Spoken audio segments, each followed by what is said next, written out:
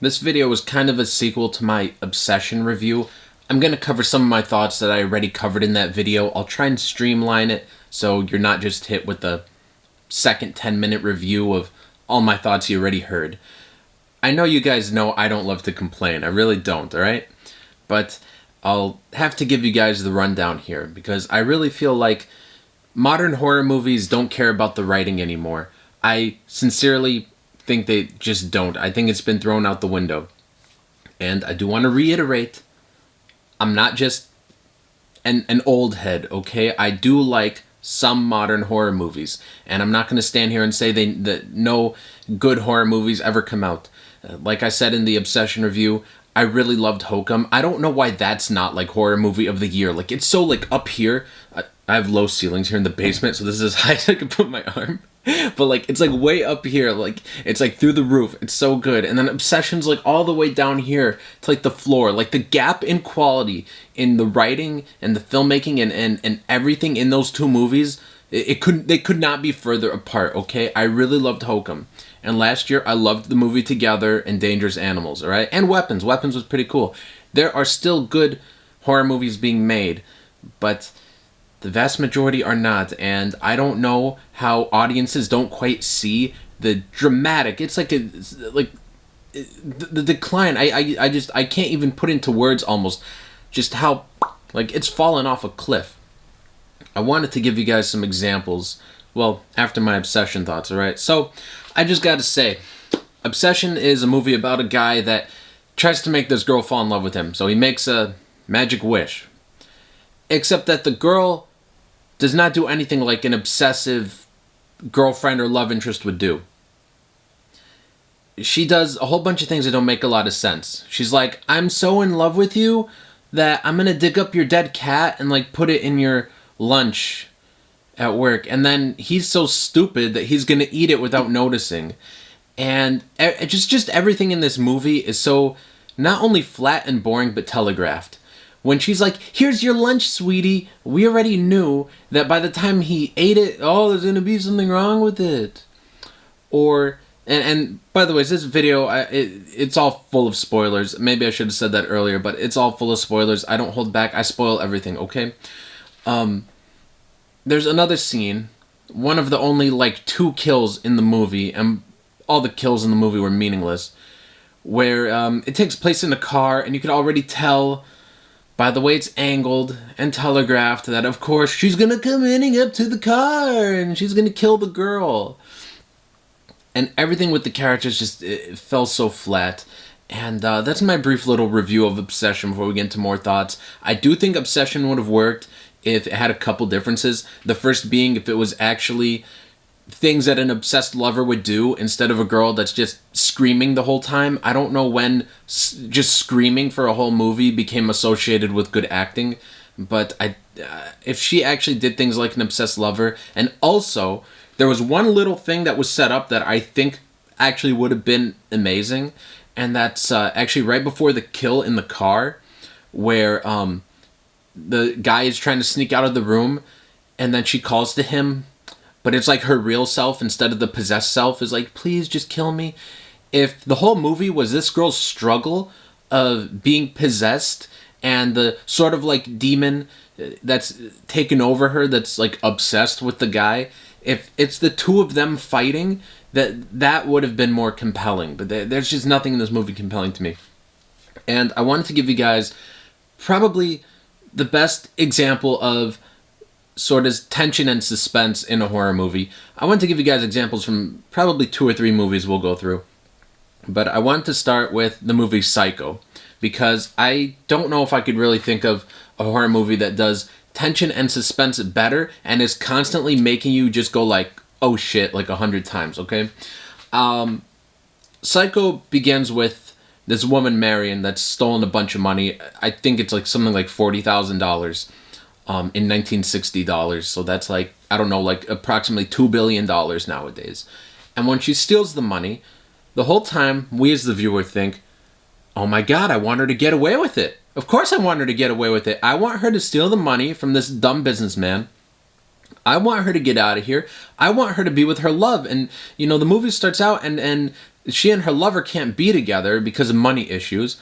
Well, now she's got the 40 grand she's stolen in cash. The whole time I'm like, oh, hell yeah, I want them to get together. I want her to get away with this. The moment that Norman Bates kills her, we switch.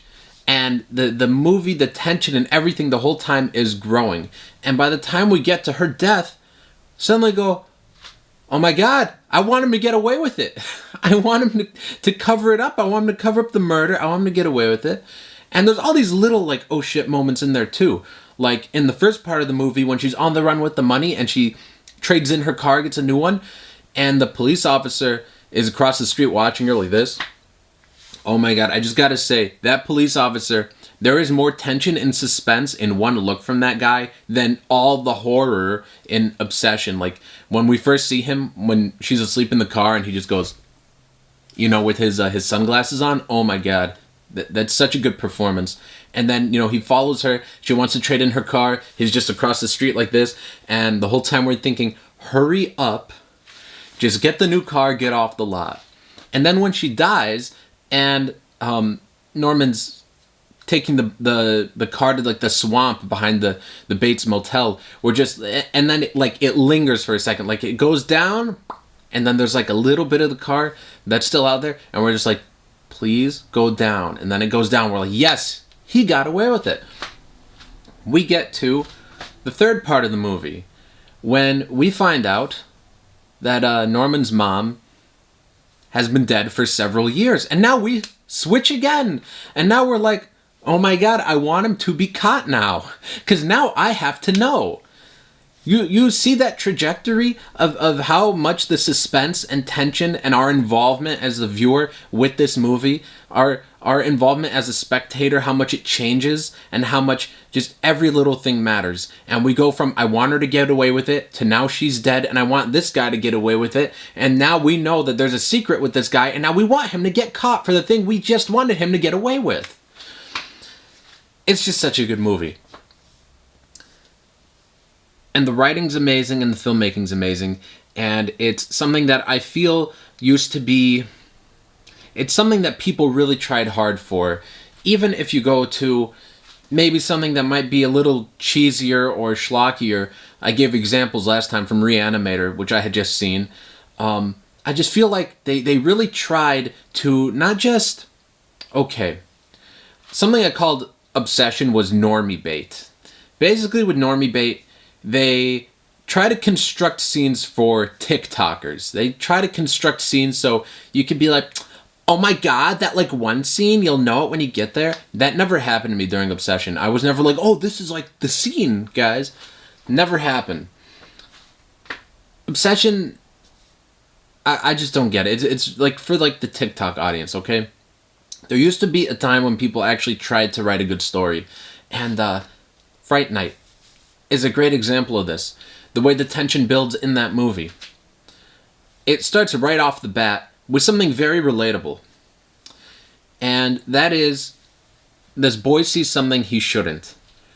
And then nobody believes him. Fright Night, for those that might not have seen it, this boy basically believes his neighbor's a vampire. His neighbor is moving in, and he sees them carrying in a coffin into the basement, and he's like, oh my God, because he's obsessed with horror movies, and he's constantly watching this channel that's playing a bunch of vampire movies. And the whole time he is obsessed, and nobody will believe him, and it turns out he's right. His girlfriend won't believe him, his mom won't believe him. In fact, his mom develops a bit of a crush on the neighbor. And then we find out that the boy is right. He's onto something, because then the neighbor visits Charlie's the main character, and his neighbor's Jerry, and he visits Charlie in his bedroom, and he's like, yes, of course I'm a vampire. He's like, all right, I'm a vampire, you're right. And he threatens him and fights the kid a bit, and then the kid fights back, and then Charlie is doing everything he can, all right, to get help. It's actually like a little bit meta before Scream kind of made things meta, because he goes to his friend Evil Ed and says, tell me the rules. What are the rules of vampires? How do I defeat this vampire? He tries to get his friend Ed in on it and his girlfriend in on it, and then they try to get a horror host in on it. And then they all humor him. They all humor Charlie. And they go to the neighbor's house, and the neighbor's like, "What? No, of course I'm not a vampire."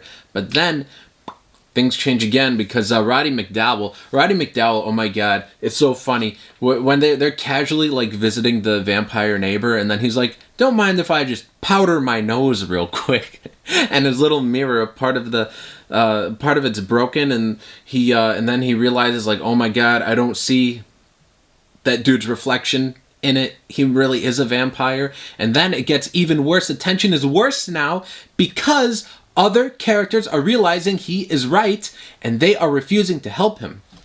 Now think about that. Think about in Obsession, okay? Where is any of this coming from? I've just illustrated in 2 movies how it just grows. It's always one thing building on top of another. One of my friends tried to argue this point with me, and I'll tell you his argument was that, well, the main guy, and I've already forgotten his name if I'm being honest, and I just saw Obsession maybe like a week ago, not even. One of my friends said, well, he's like refusing to do anything about it the whole time. And I just feel like doing nothing is not suspense. He knows it's wrong and he does nothing.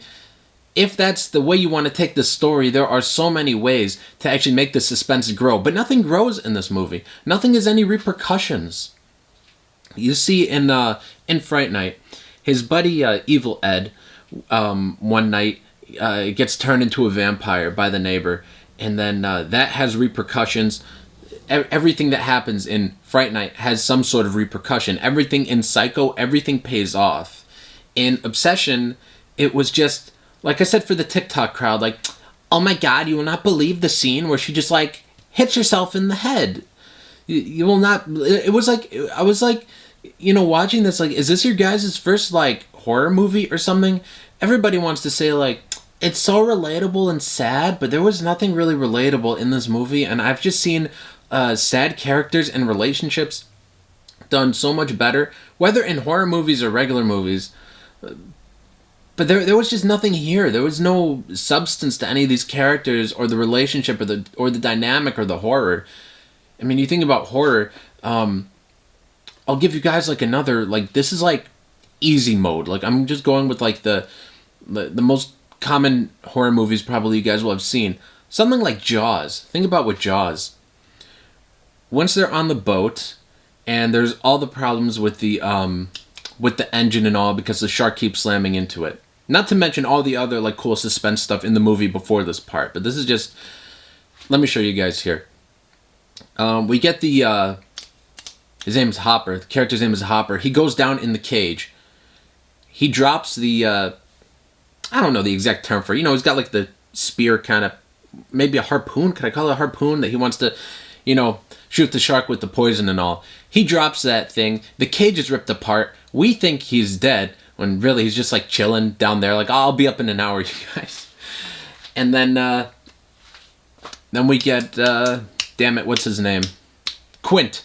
When Quint then, he falls right into the shark's mouth. Oh my god. That is like the one death I will never be over. I really wanted him to kill that shark. But then when Quint goes down and he falls into the shark's mouth, and then it's all up to Sheriff Brody. And the whole irony with Brody is he works at a coastal town. He's the sheriff, but he's scared of the water. And now everybody else who is a better expert, we have the shark expert that, well, he thinks is dead, but will be alive in the last 5 minutes of the movie. He's out of the picture.